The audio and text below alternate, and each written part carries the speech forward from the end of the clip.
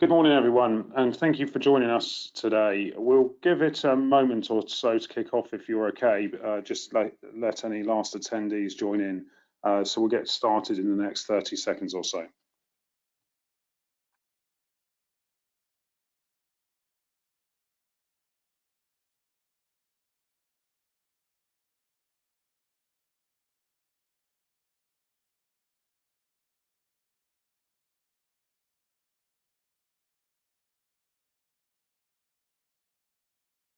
Okay, everyone appears to be here now, so hopefully you can see my screen okay. And I just wanted to thank everyone for joining us for the first session in a series of data-related initiatives and webinars that Agile Solutions will be hosting over the coming weeks and months.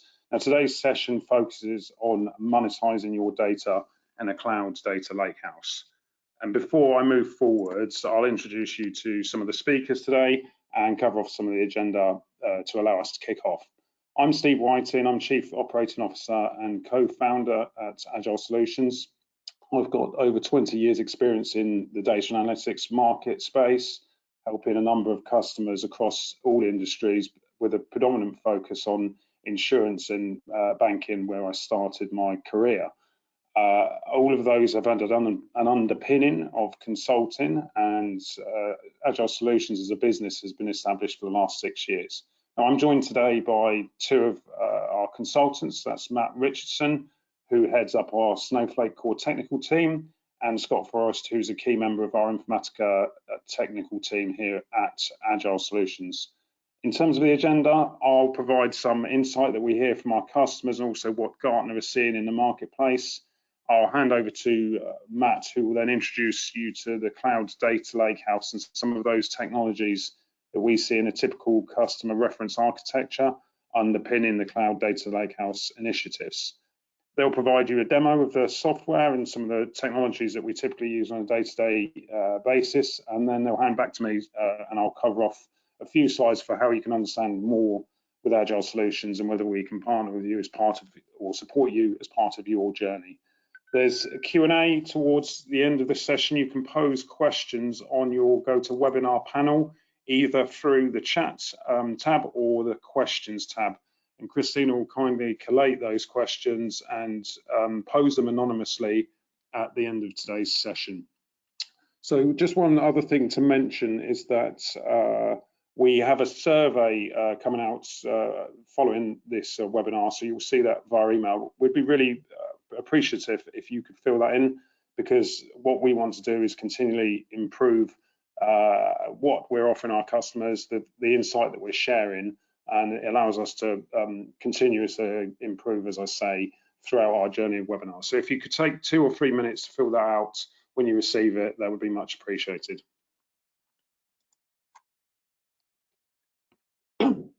So in the market, what are our customers seeing, and what does Gartner observe?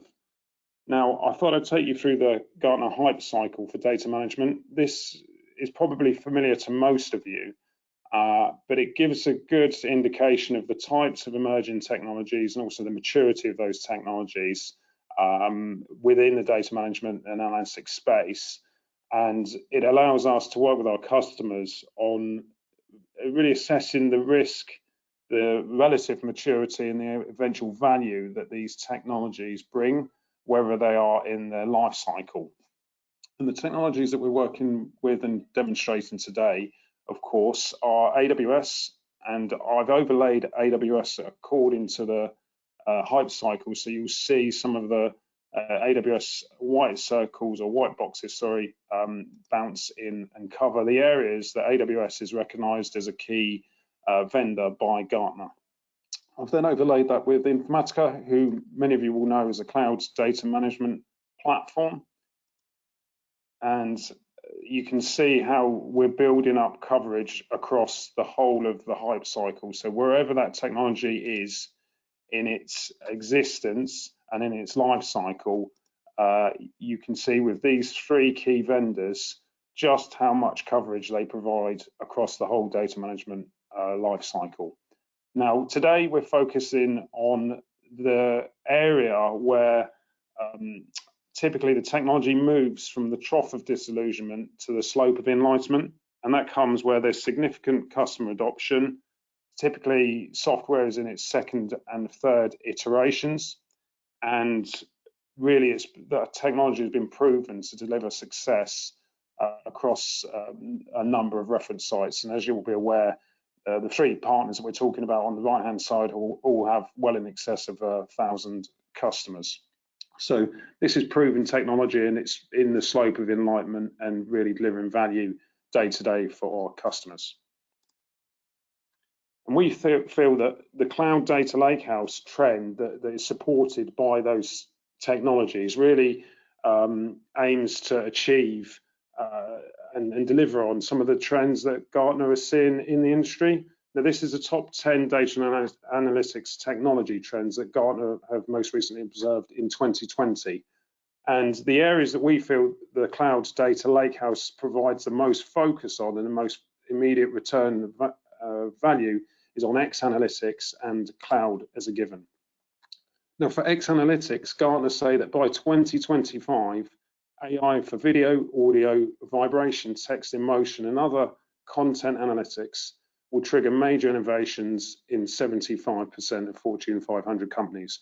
And that's a trend that we're seeing both in AI, machine learning, advanced analytics, anything that is a consumer of vast amounts of data, and anything that can drive data-driven decisions and improve decision-making for customers across a spectrum of data types. And that's what's known as X Analytics, or otherwise the analytics of everything.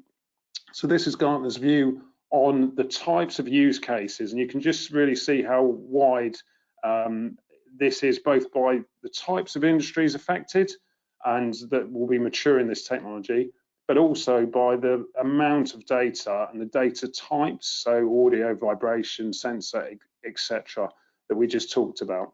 Now, the challenge here recognised by Gartner is that 80% of all data, as many of you on this call will be familiar with, in your organisation is data that isn't fully leveraged, and part of that is due to the challenges in the data types and the structure or unstructured nature of some of that data. So the key theme for today around Snowflake and Informatica is that it copes and handles and allows analytical decision making on structured, semi-structured and unstructured data, most recently with Snowflake's latest releases. So X Analytics is one of the trends that we see the Cloud Data Lakehouse delivering on. And the other is that cloud is a given. And I'm sure you'll recognize some of these trends within your enterprises. Now, Gartner believe and predict that by 2022, public cloud services will be essential for 90% of data and analytics innovation. So almost all innovation, almost all development around data analytics will take place across the three major public cloud services. Now, there's obviously Alibaba and other cloud service providers out there, but typically in the UK and in EMEA, we're talking AWS, Amazon Web Services, Microsoft Azure, and Google Cloud Platform. Now, Gartner also predicts that by 2023, cloud-based AI will increase fivefold from 2019 levels and will make AI one of the top workload categories in the cloud. The challenge here, of course, recognized by Gartner, is in the chart on the left, or the diagram on the left, and that is in our enterprises where we work, we have legacy technology, we have on-premise data, we have cloud data sets, we have software as a service, we have infrastructure as a service, we have multi-cloud implementations. We often use AWS alongside Azure, alongside GCP to really avoid vendor lock-in and get the best of breed of the capabilities and services that those clouds offer. On top of that, we also typically have private cloud as well. So the point here is that there is a need to integrate and conform and drive analytical advantage across really quite complex environments. And these environments, of course, are called hybrid cloud environments. Now, the diagram on the right is from the respondents to the Flex Era State of the Cloud reports this year. And again, one of the challenges is that multi-cloud is big. 93% of all respondents using cloud in the enterprise use multiple versions of the cloud. So a lot, as I said before, AWS typically alongside Azure, alongside GCP.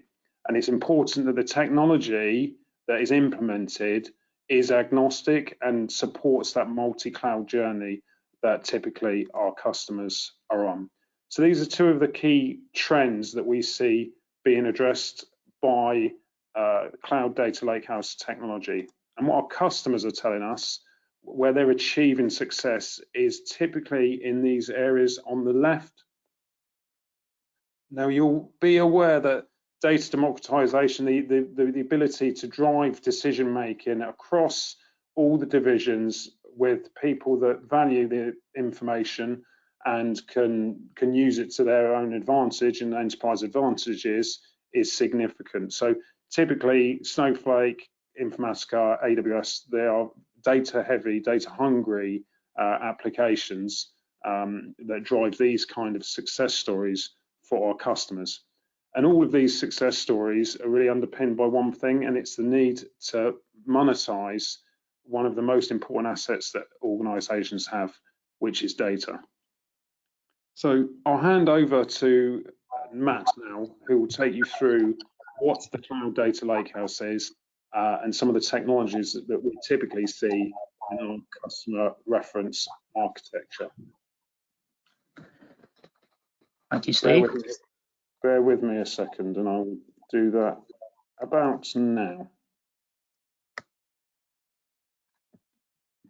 Yeah, that's just come through. Thank you, Steve. So I'm Matt Richardson. I head up the Snowflake core tech team for Agile Solutions, and I'm going to start by giving you all an introduction to Cloud Data Lakehouses and what they are and their advantages and the reason why they are worth implementing in any modern day cloud business. So a Cloud Data Lakehouse is a new concept in data management that takes the best of both worlds from data lakes and data warehouses. They're enabled by implementing similar structured approaches to those that we see in traditional data warehouses in terms of the differing schemas and different layouts of your data environment, while taking advantage of the low cost storage that is possible now through many cloud providers that data lakes take advantage of. So the benefits to incorporating and maintaining a well-managed Cloud Data Lakehouse are, firstly, you get effective data management processes through these, as per the disadvantages of many modern day data lakes are that due to the fact that most data is not as structured in terms of the layout of a data lake, data warehouses negate data lakehouses negate this by ensuring that you take the same similar data structured approach to those that have been seen in traditional data warehouses, and as a result of which your data management processes can become more streamlined and more structured as a result of the structure of a Cloud Data Lakehouse. They also, as what I've mentioned previously, take advantage of more cheap, effective cloud storage solutions, such as Snowflake being one of the such providers that would help facilitate a data lakehouse for you. So data lakehouses take advantage of cheap cloud storage due to their very nature, in that they take advantage of the infrastructure of the cloud, ensuring that you can store your data a lot cheaper than you would on a traditional on-prem data warehouse. It also lends itself to better data governance and lineage in terms of your data lakehouse, due to its end-to-end approach through your ETL provider to a data lakehouse such as Snowflake. It allows you to get the full data governance and data lineage on your data that's been ingested from start to finish within a Cloud Data Lakehouse. So that's another benefit. And a crucial advantage of data lakehouses nowadays is that they support the ingestion and processing of structured and non-structured data alike, which is quite a key challenge among many of our clients in the industry, in terms of many businesses now do have a mix of structured and non-structured data. So Cloud Data Lakehouses are better equipped to deal with your different data types. So before going into more depth, I just wanted to give a little history lesson on how we've got to the current school of thought in terms of Cloud Data Lakehouses. So in the late 1980s, the concept of a data warehouse was effectively born around then. So a data warehouse in its original guise involved ingesting data in a common format, so usually in a relational database management system for all your operational data and external data, and then using ETL processes to process your data into data marts based on different business topics, different business needs. These data marts would make up your overall data warehouse, and then traditionally the data warehouse would then feed all the businesses, BI and reporting processes. In the early 2010s, the concept of a data lake was then thought of in order to counteract some of the disadvantages of data warehouses, in that businesses around that time then started to gain more semi-structured and unstructured data due to the information age, due to different reasons that a lot of our data now is structured and is contained in semi-structured or unstructured formats. So a data lake sought to counteract this in terms of being able to ingest all your data into one place in its native format, which, due to the nature of that very process and the fact that many businesses still had their legacy data warehouses running, this led to an approach whereby the data lake would then feed existing ETL processes, which would populate the existing data warehouses. It would also feed new data prep and data validation processes, which would feed your data science and machine learning teams, and would also populate real-time databases in order to, again, further service your reporting and BI needs. Disadvantage to this approach, though, tended to be that due to the nature of a data lake, a lot of your data was stored in its original unadulterated format, whereby you can end up with many garbage data sources in there. So a data lakehouse, by contrast, takes the best of both worlds, in that, again, it involves the ingestion of structured, semi-structured and unstructured data into one place, such as a data lake. However, due to the more structured approach that a data lakehouse takes, it can service all your requirements from one place, whereas a data lake would often require cleansing the data that's been ingested into the lake in order to service your different requirements. The idea behind a data lakehouse is it can cater for all your needs in one place. So why implement a data lakehouse in the first place? So as I've mentioned previously, data lakehouses tackle the main disadvantages with data warehousing and data lakes. So as you can see on the cartoons on the slides, one of the problems with data warehousing traditionally was its adaptivity to semi-structured data. Many traditional data warehouses required your data stored in a RDM, relational database format, which would involve often cleansing trying to mangle these semi-structured data into one format so that it would fit into your data warehouse. As a result of the processes and populating data warehouses due to this harmonization of your data structures, you often found that populating a data warehouse would often involve a very rigid process, very time-consuming, and often not cost-effective due to the different data types that businesses started to get in its raw data. So this caused a lot of the disadvantages with traditional data warehousing. Data lakes, by contrast, often gave rise, as we've seen on many of our clients at Agile, gave rise to data swamps. Often, the very nature of data lakes involves ingesting all your data into its native format. If your data has any data quality issues, for instance, which most businesses we know of do, this can lead to data swamps, whereby a lot of your data within data lakes are not fit for purpose, essentially, and also often you end up with data that's duplicates of different types of data. So you may end up ingesting customer data multiple times through different data sources, leading to duplication within your data lake. And also, due to the different business needs that data lakes were trying to service, you often had a lack of uniformity in the use of the data lake. So often your marketing reporting teams may want to get data in a cleansed, complete customer view format, whereas your data scientists may want to query the unadulterated original data from a data lake. So as a result, your data lakes were often trying to meet the needs of different people while having your data in just one unadulterated original format, which led to problems with the use of the lakes in the first place. And this then in turn gave rise to over and under curation issues with many data lakes in terms of Some businesses would overcreate their data within the lakes in order to cleanse the data so that it would not be used until the data was in such a format that could be used by the business, which would lead to the data lakes populating and becoming a very cumbersome, very time-consuming process. On the other side, you often have businesses that would undercreate data lakes, whereby any old garbage would just end up going through your data processing services through data lakes. So data lakehouses seek to marry up the best of both of these worlds in terms of giving you a more structured form to store your data and provide services throughout your business, while maintaining the low-cost storage benefits of data lakes, which was why they were brought in the first place. So now I'm going to move on to start to discuss the technology stack that Steve touched upon in his previous slides. So I'm going to go over the benefits to setting up with AWS and go through the benefits of Snowflake, and I will then hand over to my colleague Scott, who will cover Informatica. So AWS, or Amazon Web Services, is the world's most adopted cloud platform. So as you can see by the Gartner Magic Quadrant on the right-hand side, AWS has been the market leader in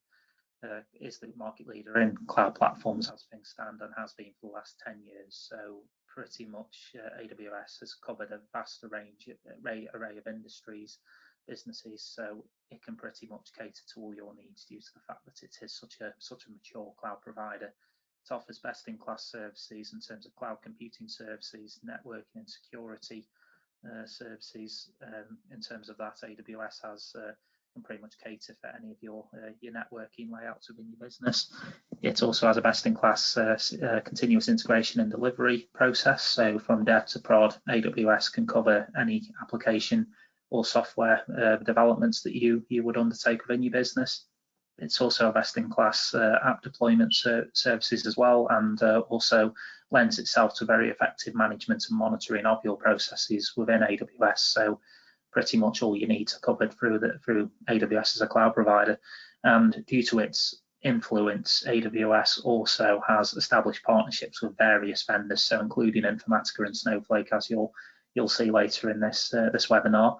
But virtually any vendor or provider that you are using within your business will most likely be covered by AWS's established partnerships. And one thing I'd also like to touch upon is that AWS has a global infrastructure. So unless your business is located in Antarctica, you're going to have regional data centers from AWS that will cover any of your services. So you're always going to be covered with AWS globally. So I'm not going to go over this slide in full, but just to highlight the range of services that AWS has, this picture essentially shows you the vast range of services that you could use within AWS within your business. So whatever kind of infrastructure you have set up within your business currently, there's an AWS service for it. I mean, as mentioned on the previous slide, there's approximately 175 AWS services that are fully supported, and they're evolving this every day essentially. So you're likely to be covered with the range of AWS services. So moving on to Snowflake. Snowflake is a cloud data warehouse which is provided through any cloud provider, so AWS, Azure, or Google Cloud Platform, as a software as a service. So this lends itself to a lot of the benefits of Snowflake. As Snowflake is a software as a service, compared to an on-prem data warehouse, you have very little hardware, or no hardware or no software for you to install, configure, or manage with Snowflake. So Snowflake pretty much handles the installation and setup of your cloud data warehouse or data lakehouse environment for you, and all ongoing maintenance, management, and tuning is handled completely by Snowflake's cloud services layer, as you'll see later in this webinar. So essentially, Snowflake negates the needs for a lot of your data infrastructure management. So you will rarely need a dedicated DBA if you were to set up within a Snowflake cloud data warehouse. And Snowflake also offers many advantages over cloud data warehousing providers as well, as you'll see later. So one of the problems Snowflake seeks to rectify is in terms of the structure of many modern day cloud data architectures. So this is an example of a modern day cloud architecture. So essentially many businesses would adopt this in terms of they would have their various data sources being ingested through an integration layer. So these data sources may be OLTP databases, enterprise applications, third-party data, web data, etc.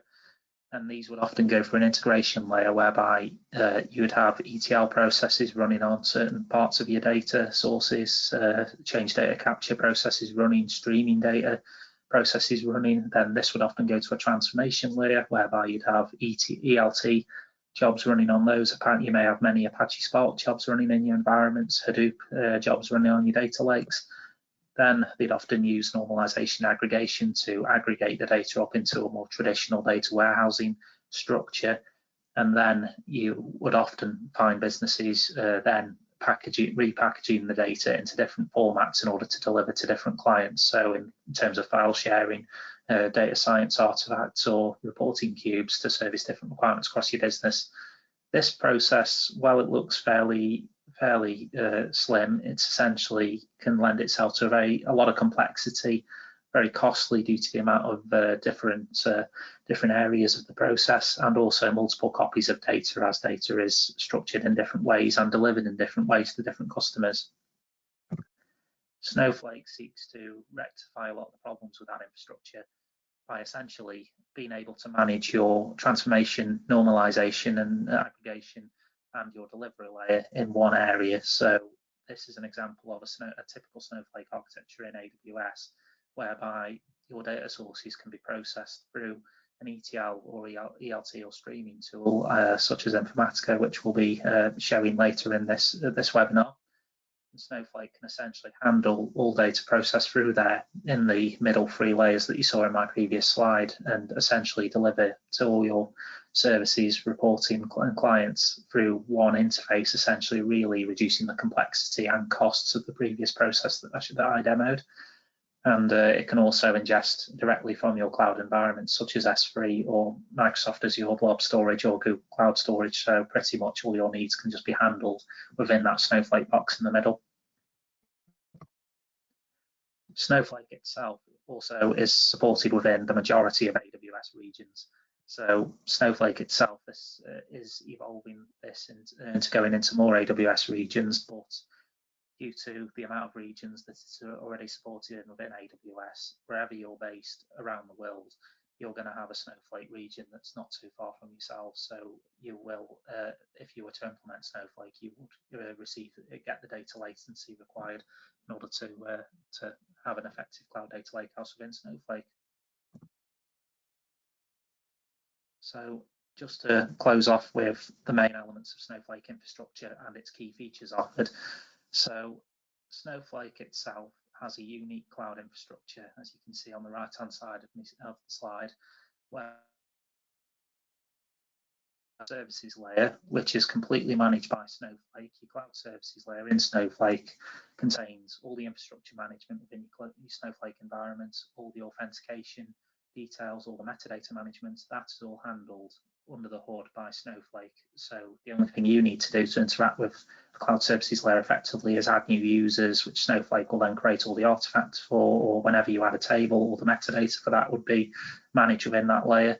So it really does take away a lot of responsibility for you in terms of that top layer there in the diagram. Snowflake then has a query processing layer, which handles any queries that you may run within your Snowflake environment. So Snowflake itself is handled via ANSI SQL logic. So essentially any SQL queries that you run within Snowflake are handled by the virtual warehouses that you have within your Snowflake environment. So a virtual warehouse is sized in different t-shirt sizes in Snowflake. So a large Snowflake warehouse can cope with a higher query load than a small Snowflake data warehouse, but costs differ by the size of your virtual warehouses. So this is all manageable by yourself, but Snowflake spins up the virtual warehouses for you within your cloud provider of choice. So in terms of the management from your side, it is essentially picking your warehouse size and letting Snowflake do the rest. And finally, Snowflake has a database storage layer which handles the physical storage of your data in Snowflake form. So the Snowflake storage hierarchy works in terms of you have databases that you can set up within Snowflake. And then within those databases, Snowflake will then, you can then divide your data into different schemas depending on how you want to structure your data environment and different tables within those schemas. So, and Snowflake is pretty much limitless in terms of its storage, as it will just use your cloud provider of choice in terms of servicing the data you store within it. And in terms of other features that are offered by Snowflake, the thing I'd really want to hit home here is that Snowflake is completely cloud agnostic, as mentioned previously. So it can be spun up within a AWS environment, but equally within Azure or Google Cloud Platform. So it does not matter which cloud provider is your cloud provider of choice. Snowflake can be set up within it. It also allows you to handle structured, semi-structured, and recently Snowflake has also announced that it is going to be able to ingest unstructured data as well. So now any data that you have within your organization will be covered within Snowflake, and you'll be able to ingest and manipulate that data accordingly. In terms of time travel and data protection, Snowflake offers a few unique features there. In terms of Snowflake allows you to query your data as it was at a particular point in time in the past. So this is quite a useful feature, as if you were to have a data integration process that is running into Snowflake, you can find out if any changes to that process have caused any issues in your data by querying your data at a particular point in time over the last 90 days. So it can really help you in terms of debugging your process. And this also lends itself to data protection in terms of if you were to drop a table in Snowflake by accident, you can undrop that table in turn. So effectively your data is covered for a maximum of 90 days. And then on top of that, Snowflake also offers a fail-safe feature where the Snowflake administrators can access your data for 7 additional days after your time travel has expired. So your data is pretty much protected fully in Snowflake. And then it's also worth noting that all your data in Snowflake is encrypted end-to-end. You also have cloning and data sharing within Snowflake. So in terms of cloning, you can share any data objects within your Snowflake environment, so databases, tables, etc., with any read-only user within your Snowflake account, so that you can have certain analysts within your team perhaps querying your different tables within Snowflake without them being able to overwrite areas of your tables within Snowflake. So that's a useful element of data cloning within there. You can also share data with any other account within the Snowflake infrastructure. So if you have a subsidiary, say, that is in one cloud environment and you are in a different cloud environment, assuming they both have Snowflake accounts, you can share any data across both of those accounts within the Snowflake infrastructure. It also has a best-in-class integration service known as Snowpipe, whereby you can ingest any data on a streaming or batch basis through Snowpipe. It's mainly used for data streaming from a cloud provider into Snowflake. So this is quite a best-in-class service, and it really performs quite well if you were to implement a full streaming process into Snowflake. You also have auto optimization within Snowflake. So in the top cloud services layer, Snowflake manages the optimization of all your queries through its query optimizer. So there is no need for you to build indexes on your Snowflake tables. Snowflake will optimize your tables for you, your queries for you.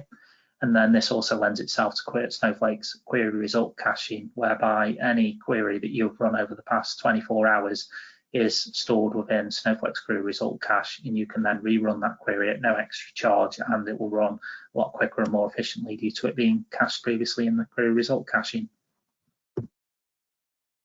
So now I shall hand over to my colleague Scott, who will take you through the Informatica side of this webinar. Thank you, Matt. While we transition, allow me to introduce myself. My name is Scott Forrest, and I am the Informatica Cloud lead within Agile's Informatica Core Tech team. So let's return to our infrastructure that Matt showed earlier. He's taken us through AWS, he's taken us through the benefits of the Snowflake Cloud Data Lakehouse, and we had that empty box on the left, which, as you can now see, we've filled with Informatica Cloud. This is a common infrastructure that we're seeing being requested by our clients and being requested in the marketplace in general in terms of demos they want to see from Agile Solutions, POCs they want to put together, and generally where we see the market heading. So what is Informatica Cloud? It is an iPaaS solution, so an integration platform as a service, and it is the industry's leading iPaaS solution, rated #1 by Gartner for the past 7 years running. It is a cloud native solution, it's microservices based, and it's AI powered as well. I should stress here as well, it is cloud agnostic, very similar to Snowflake, which is why they make such a good pairing. It will run on your AWS, it will run on your Azure, it will run on Google Cloud Platform quite happily. And if you have a multi-cloud setup, as most organizations do, it will run quite happily within that setup as well. As mentioned, Informatica has an AI called Claire, and this helps our clients accelerate their time to value and maximize their return on investment with Informatica Cloud. Currently, Informatica Cloud's clients are running approximately 15 trillion transactions through the service per month, and the service itself holds the industry's highest number of security certifications for an iPaaS solution. An integration service is nothing without connectivity, and Informatica Cloud comes with over 100 out-of-the-box connectors to different platforms and tools. Here is a subset of these, covering most of the common tools that we see in use in the market. You can see on the left here, and I've highlighted it in a little green box, Snowflake. Out of the box, Informatica can connect up to Snowflake, as well as a number of AWS services. If you don't see something that your organization needs here on this list, there's an Informatica marketplace with many, many more connectors that you can get straight out of the box. And if there is a more niche technology that is not covered by an out-of-the-box connector, there is also an Informatica connector toolkit where you can very easily create your own. So in terms of connectivity, Informatica Cloud has got your business covered. What does Informatica Cloud look like? Well, it supports batch and real-time integrations, as well as data quality profiling. And the data quality profiling allows you to track the history of your data's quality throughout its integration journey. So you can look back to when you first implemented Informatica Cloud and see how your data has improved in quality over time. It also offers data quality cleansing, so between sources, which may be your on-premise systems or maybe AWS S3 or any number of systems out there, you can cleanse the data before it gets to your Snowflake Cloud Data Lakehouse. Informatica Cloud offers change data capture for databases. It also offers file ingestion and streaming data ingestion from services such as AWS Kinesis.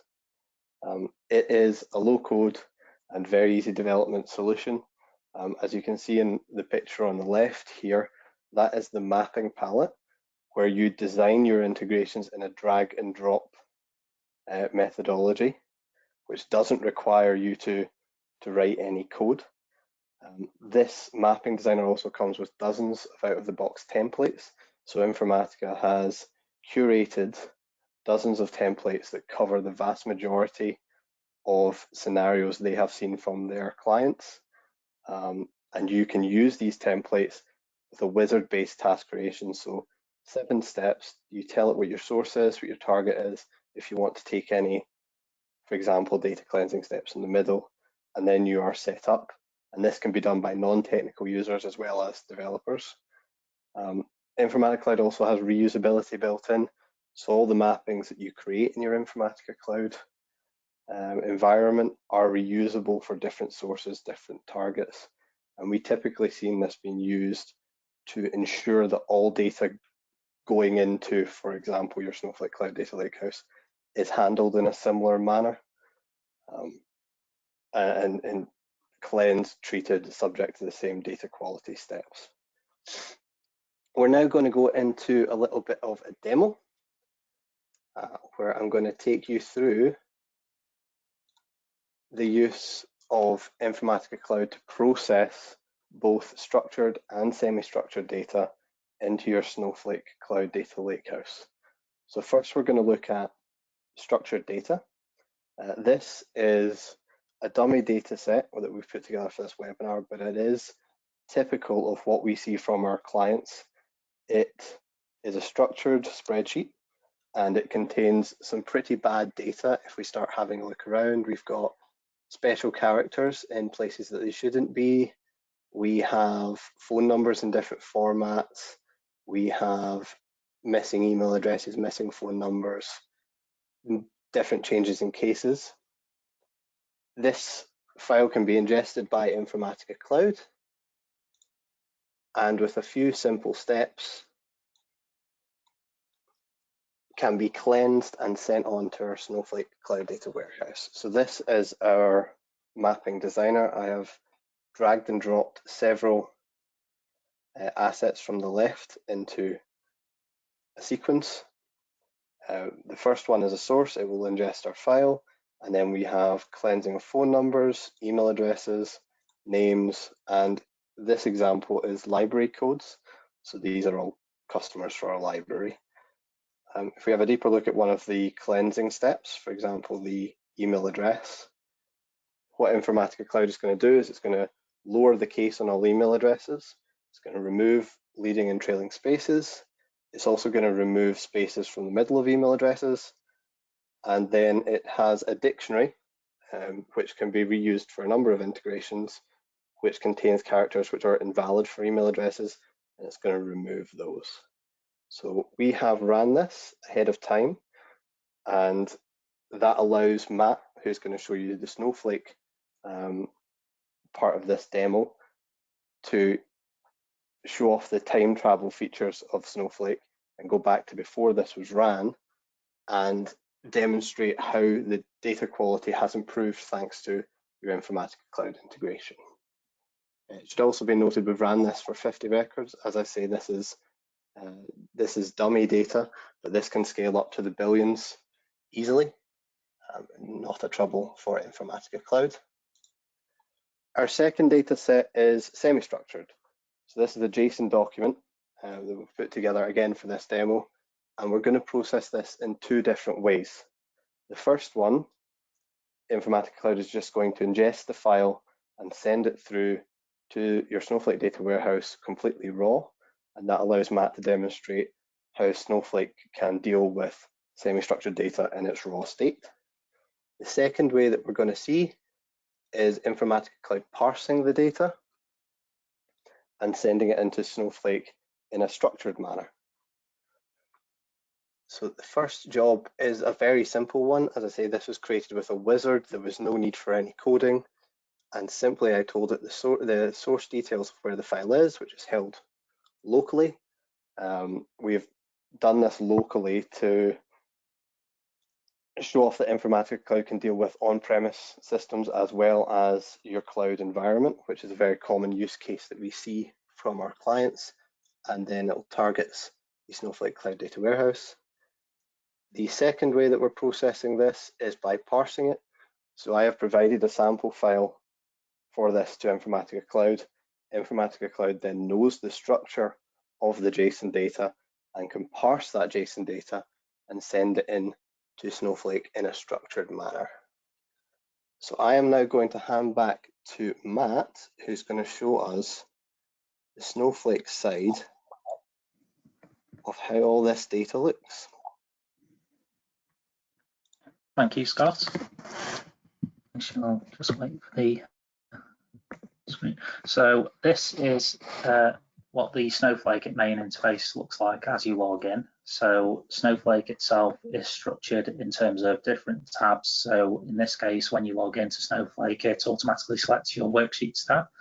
The Worksheets tab is where you can process your ANSI SQL queries within Snowflake in one place. Across the top here, you have your Snowflake role and your Snowflake data warehouse and database and schema selected. So it's worth pointing out here that within Snowflake's interface, you can have different warehouses and different databases selected across different worksheets.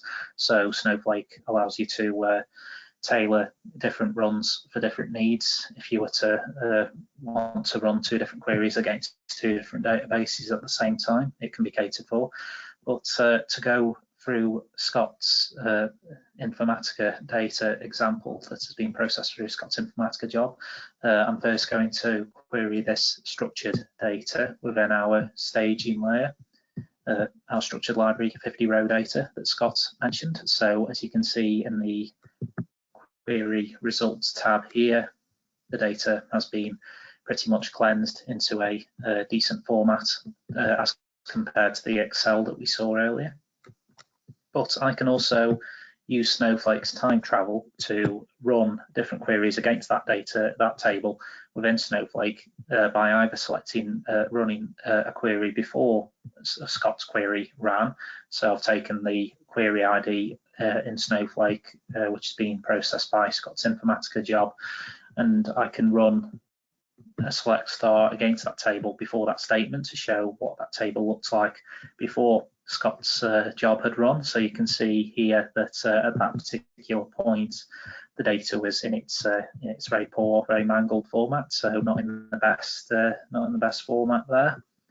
I can also use time travel in Snowflake as well to run queries at a given point in time. So the way that Snowflake does this is by using an offset function, which works in seconds. So in this case, I'm going back 60 seconds, 60 minutes, and 24 hours. So if I run that query, I can see that this time yesterday, the data was in its very poor format still. So we can see that Scott's Informatica job has fixed this data set.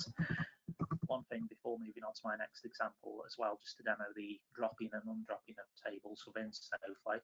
Snowflake's time travel lends itself to this in terms of I can drop the table that Scott's just processed within Informatica, and then if I do a select star from that, it should fail because the table does not exist, it's been dropped, so that will fail.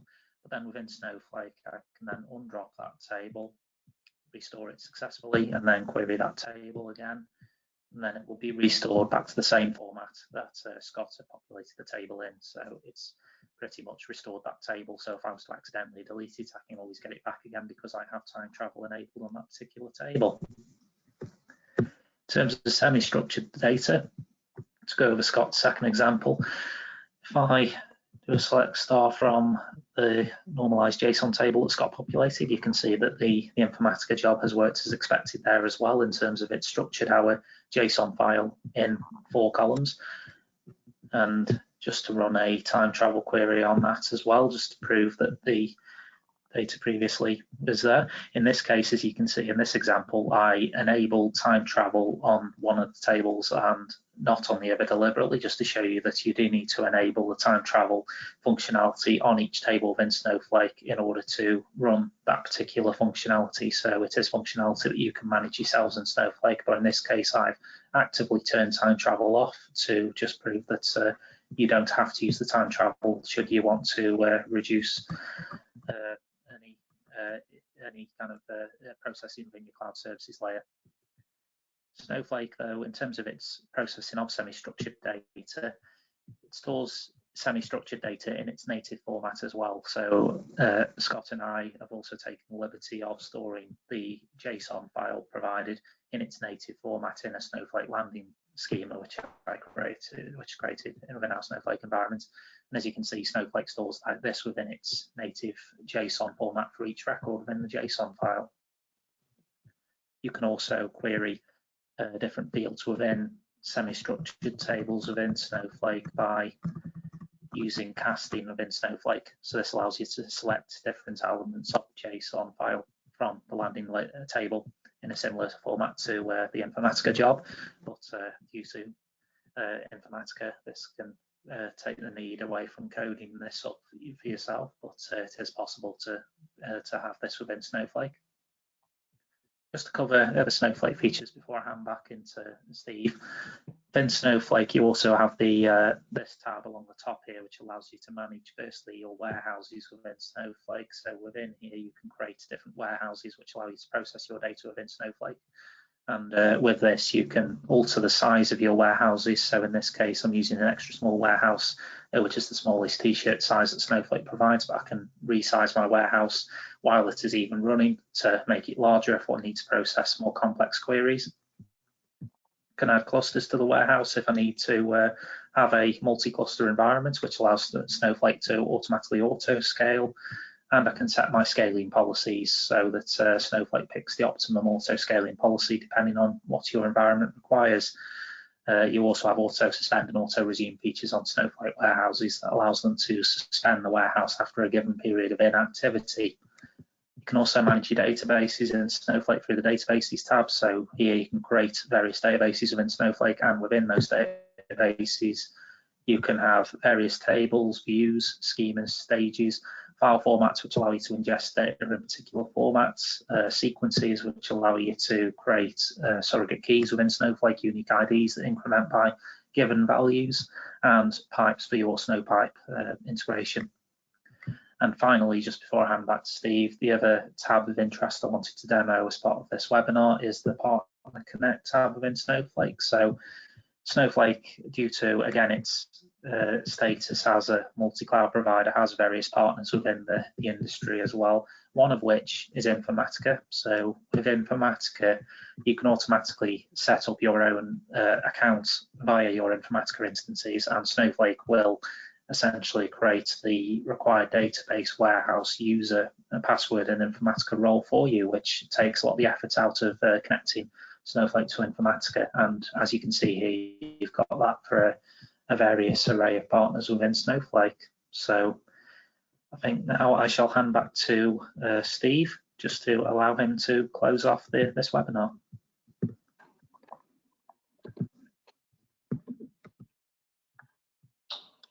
Thank you, Matt. Sorry, just you should be able to see my screen now. So thanks, Matt. Thanks, Scott. Really appreciate you taking us through some of those key components, some of the reference architecture that we typically see with our customers, and also a demo of that technology in real life. So really useful to see those concepts come together for how we help our customers deliver Cloud Data Lakehouse solutions and the value that, of course, that they bring.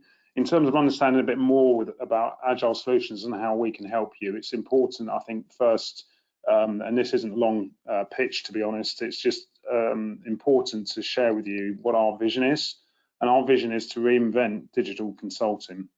Typically, we do this through delivering business agility, intelligent disruption of technology, and by delivering proven customer value. So it's important with every engagement that we get involved in that we've got a measurable return on investment, and we're delivering proven customer value with every engagement. These are the types of customers that we help, and the three go-to-markets where we generally help them. So the first is data strategy, governance, and advisory. Then there's 360-degree analytics and insight, which incorporates MDM as well. And then there's data platforms and engineering, which this demo forms part of. It's about modernizing your data estates and allowing you to monetize and maximize the value of your data. So these are the typical customers that we help and the domains and the use cases that we've helped them in. And we do this through the intelligent use of sometimes disruptive technology, but ultimately mature value-driven technology.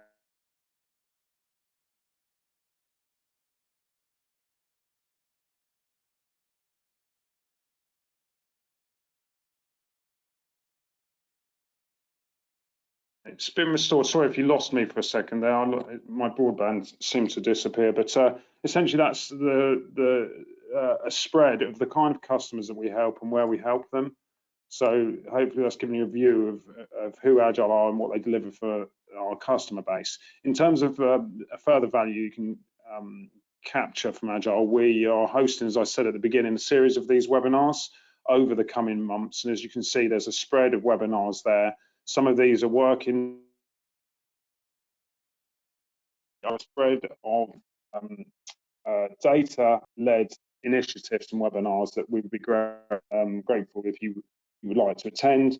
Equally, there's also analytics in a day workshops that we're running throughout December, and they're available on request, and they focus on the Microsoft Azure stack as opposed to AWS.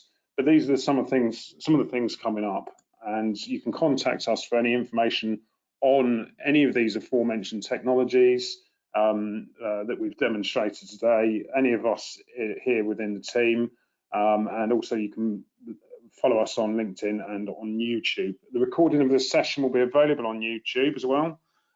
So that will be shared with you alongside a survey. If you could fill that out, it should take just a few minutes. We'd be really grateful for your feedback.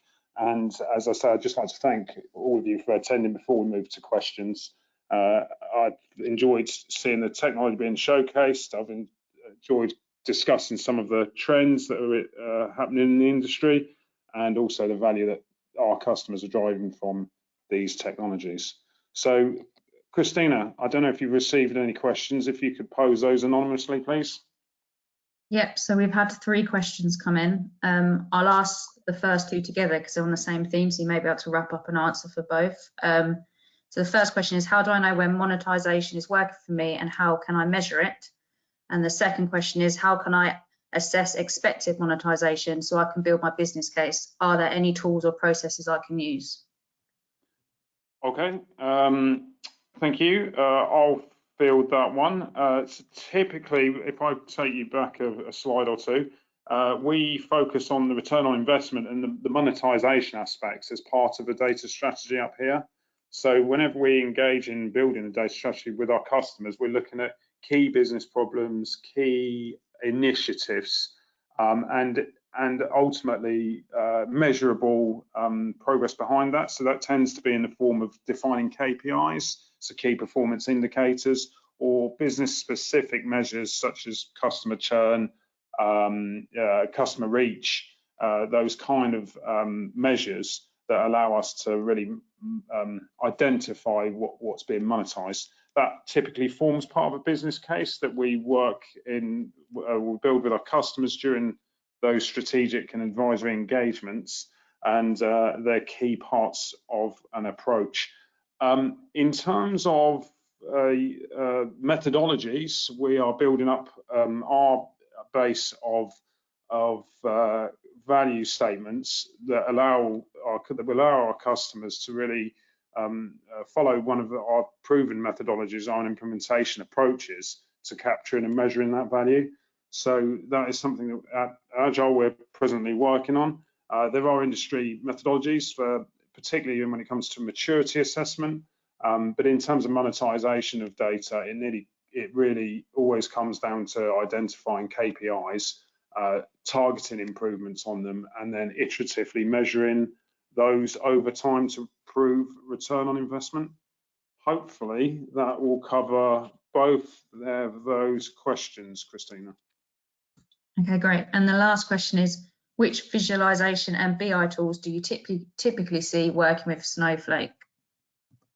Okay, so thanks. Yeah, BI and visualization would almost always be covered in this go-to-market of the analytics and insight, but we work with a number of industry providers, so Tableau, Cognos, etc., Power BI, and obviously AWS QuickSight. And these visualization tools typically sit alongside any data warehouse or data lake initiative that we run. Matt and Scott are familiar with those kind of implementations, but again, much like Snowflake is platform agnostic, it is also agnostic for the kind of visualization tools that are driving and visualizing data off of it. So you typically would see any number of BI or strategic reporting technologies applied over the top of Snowflake. Matt, is there anything you'd like to add to that? No, I think that pretty much covers it, Steve. Snowflake, as you mentioned, is pretty much agnostic across all BI tools that I've encountered anyway. So Snowflake pretty much covers you whatever BI tool you've got within your organization. Okay, good, thanks. Unless there are any other questions, then Christina, we can thank everyone, of course, again for attending. Hope to see you on some of the other webinars that we've got coming up. You'll see those either via email or from our marketing division or from your Agile Solutions account manager. Unless there are any other questions, then we'll look to wrap up. I would take it not. In that case, thanks all for attending. Hope you got some value out of this. Look forward to seeing the results from the surveys. And as I say, we'll share the recording and wish you all a good day today. Thanks all for attending. Bye.